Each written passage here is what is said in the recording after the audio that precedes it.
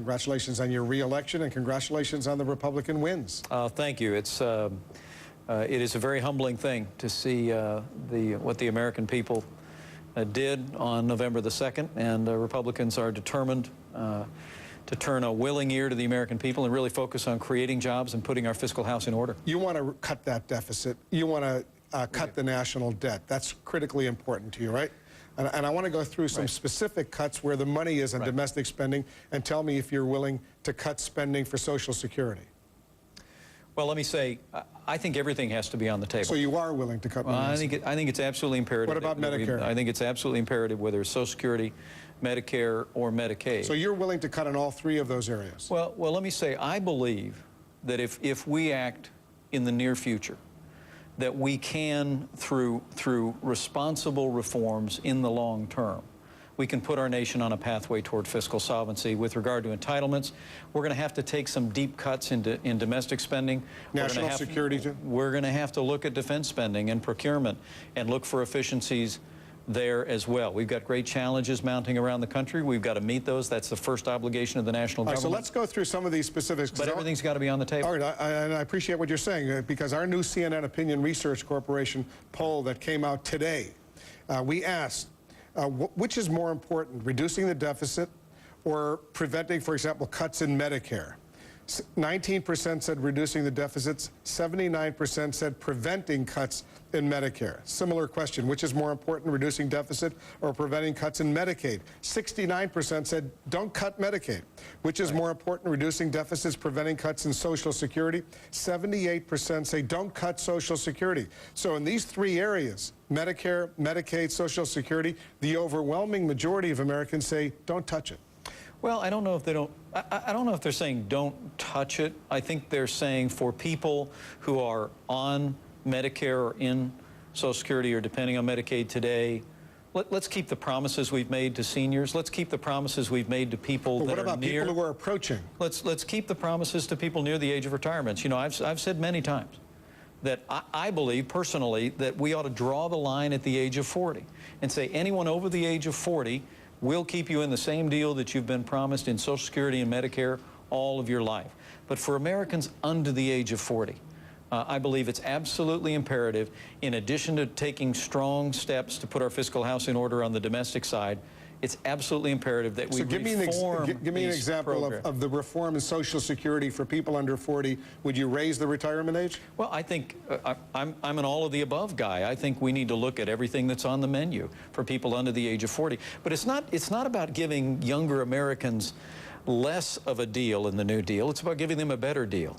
It's about saying to younger Americans, if you will accept changes in the system, whether it's retirement age or whether it's the structure of the benefits, that we will create new vehicles for you to engage in private savings and begin to create the kind of personal reserves. So you're saying everything is on the table right now? Well, but what I'm saying is you replace the New Deal program for people under the age of 40 with a better deal. All right, let's get to some specific issues involving taxes right now. The Bush tax cuts, all of them expire at the end of this year unless new legislation is passed in this lame duck session. The compromise that's on the table right now, apparently, according to all the reports, extend them all for 2 years. Are you ready to do that? Would you vote yes for that? Well, Senator Jim DeMint and I just introduced legislation today that would make all the current tax rates permanent. Well, the Democrats won't accept that. The president won't accept that. Well, I think the American people will accept it. The president won't accept that.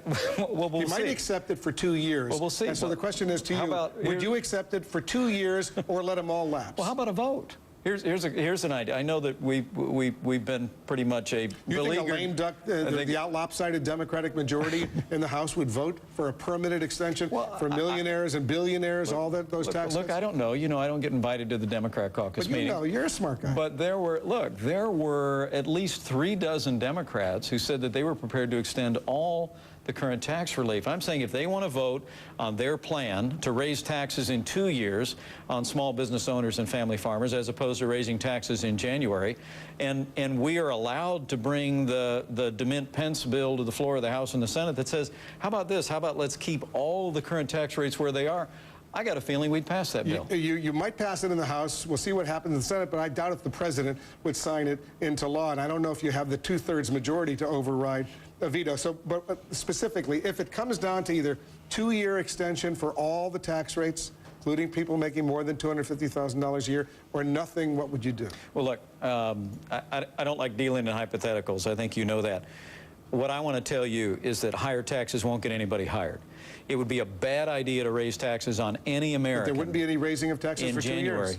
Well, but look, Wolf, come on. A small business owner, a family farmer, an entrepreneur out there, if this says, okay, so you're going to raise my taxes in 2 years, how do you make long-term investments? Necessarily going to. How do you hire people? You can have another vote in 2 years when you might even have a bigger majority. Well, come on, but we've got $2 trillion in sidelined assets and corporate profits in this economy because after years of borrowing and bailouts and takeovers and mandates. So you don't want to say how you'd vote. Business is pulling back. Right. What we're saying is. I know what you want, and I know what a lot of Republicans want, but you got to deal with what's realistic too. Well, what's realistic is that the American people on November the 2nd engaged in a historic rejection of the Obama-Pelosi agenda. And I think we ought to give Democrats and Republicans and this administration a chance to fundamentally change direction. Hope springs eternal. Maybe the president will listen and sign it, and then we can get on with talking about growth and the kind of reforms that will really get the economy moving. When are you going to announce whether or not you're going to run for president? Well, look, let me tell you, we've talked about this before, and now that I've stepped aside from some leadership duties on Capitol Hill, my wife and my little family, I'm going to listen to the encouragement we've received from people back in Indiana and a little bit around the country to consider higher office, and in a couple of months we'll make the best decision we can about where we can make the most difference for the values that have called us to public service. We'll look forward to your decision. Thank you, Wolf. Congressman, thanks very much. Good to be with you. A growing number of Haitians are now blaming